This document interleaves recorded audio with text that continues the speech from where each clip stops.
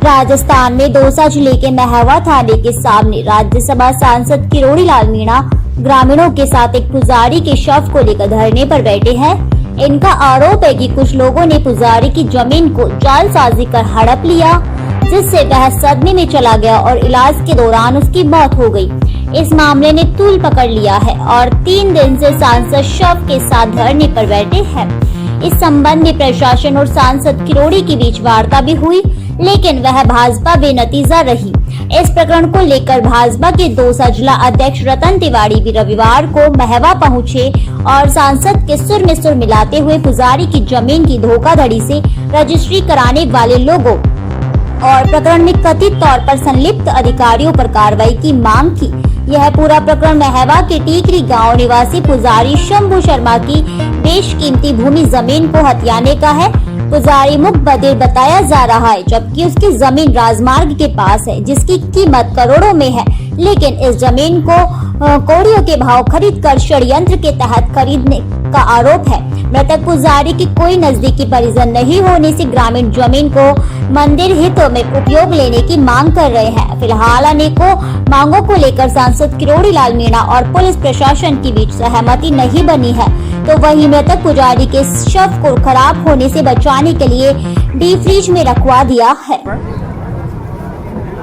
और उनको राजनीतिक संरक्षण प्राप्त है, प्रशासन का भी, पुलिस का भी, जिसका एक सबसे बड़ा नमूना है गांव टीकरी जाफरान के शंभू पंडित। उसकी 26 बीघा जमीन पर दबंगों ने कब्जा कर रखा है, जो मंदिर माफी के नाम है, और 2 बीघा जमीन जो करीबन 2 करोड़ की है, नेशनल हाईवे पर स्थित है, 8 लाख में रजिस्ट्री करा ली।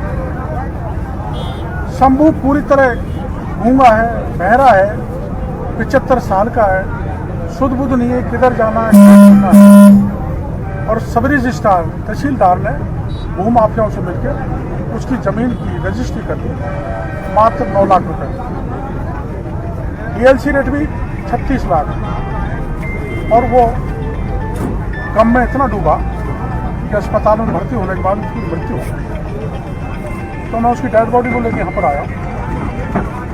तहसीलदार जिसने रजिस्ट्री की है, उसने गूंगे बहरे की भावना नहीं समझी। उसको भूमाफिया इलाज कराने के नाम से टीकरी गांव से उठा है और उसके खाली कागज पे दस्तखत करा ली, रजिस्ट्री भी करा ली, शपथ पत्र पे भी दस्तखत करा ली। गंभीर अनियमितता तहसीलदार के द्वारा बरती गई। गाँव वालों को जब पता लगा तो उसका मुकदमा महुआ थाने पर दर्ज कराया। वो फाइल भी जो की त्यों पड़ी है, उसमें भी पुलिस ने कोई कार्रवाई नहीं की, जबकि इसमें 1 दर्जन षड्यंत्रकारी और 2 मुख्य मुलजिम है। इसलिए ये मांग लेकर मैं यहाँ पर बैठा हूँ कि जो सब रजिस्ट्रार ने उसकी जानकारी में होते हुए भी साजिश रच के बेशकीमती जमीन की कौड़ियों को भाव में रजिस्ट्री कर डाली, उसके खिलाफ कार्रवाई। और जिन्होंने षड्यंत्र रच के की है, षड्यंत्रकारी और रजिस्ट्री कराने वाले गिरफ्तार हैं। और 26 बीघा जमीन पर जो दबंगों ने कब्जा कर रखा है वो खाली की जाए। इन मांगों को लेकर मैं पार्थिव शरीर के साथ थाना महुआ के सामने। एक शंभू शर्मा नाम का पुजारी जो टीकरी गांव महुआ तहसील में है, वहाँ का रहने वाला था।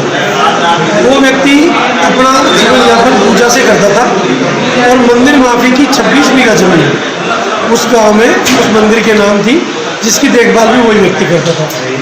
वो जन्म से बहरा था, गूंगा था और दिमाग से थोड़ा सा स्लो था, मेंटली रिटायर्ड भी था।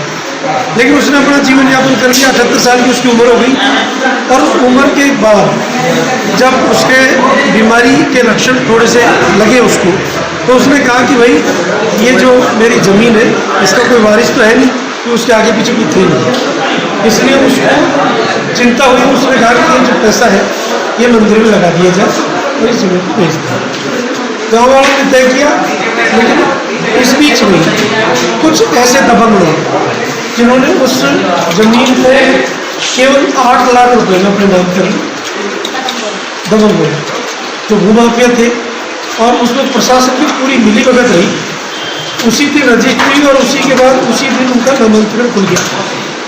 और जो जमीन की डीएलसी रेट से भी करोड़ों रुपए कीमत है, वो केवल 8 लाख में उसको बेचा शो कर दी गई और उस पैसे को भी चेक से जो दिया गया वो एक ऐसे अकाउंट में दिया गया जो विक्रेता और क्रेता दोनों का जॉइंट अकाउंट है। जैसे ही वो पैसा उस अकाउंट में पहुंचा, जिसने पैसा दिया उसी ने उस पैसे को वापस लिया।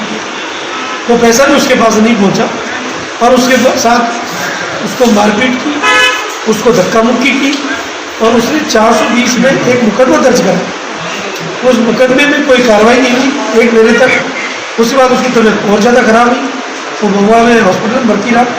फिर SMS में रेफर किया गया, SMS में उसकी जाके डेथ हो गई। डेथ के बाद जब बॉडी गाँव में आई तो गाँव के सभी लोगों ने, जो सभी जाति के, उन सब ने मिलकर के ये तय किया कि इसके साथ जो अन्याय हुआ है उस अन्याय के लिए हम सब मिलकर लड़ेंगे और इसको न्याय दिलाएंगे। इस बात को लेकर के गाँव वालों ने डॉक्टर केवललाल जी से संपर्क किया, बाकी लोगों से संपर्क किया और उसी न्याय के लिए अब केवललाल जी उसके डेड बॉडी को लेकर थाने पर प्रदर्शन कर रहे, धरना दे रहे। आज दिन में मैं खुद भी जाके आया, 3-4 घंटे में धरने पर बैठ गया और हमने तय किया कि जब तक उसको न्याय नहीं मिलेगा तब तक इस आंदोलन को आगे बढ़े।